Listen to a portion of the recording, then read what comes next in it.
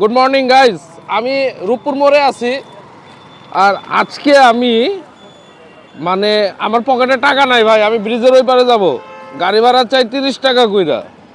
এটা কোনোদিন সম্ভব? এটা টেম্পু, আজকে থেকে 50 বছর আগে যে টেম্পু চলতো, ওই টেম্পুর ভাড়া 30 টাকা কইরা। এই 1 কিলো রোড না, 2 কিলো রোড না।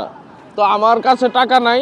আমি এখন এই যে রূপপুর মোড় দেখতে পাচ্ছেন, দিস ইজ দ্য হাইওয়ে। আমি এই রূপপুর মোড়ে আছি।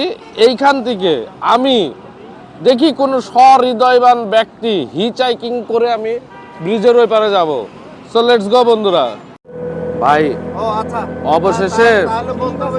অবশেষে এই যে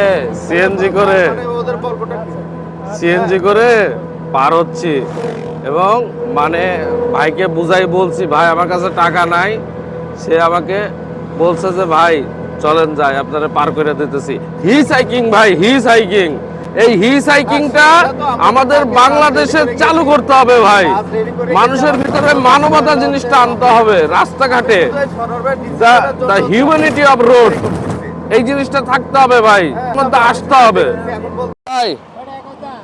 আমাকে নিয়ে আসার জন্য অনেক অনেক ধন্যবাদ ভাই, থ্যাংক ইউ সো মাচ।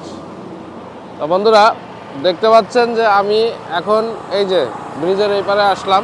তো আমি সিএনজি ওয়ালাকে বলছিলাম, যে কারণে উনি নিয়ে আসছে।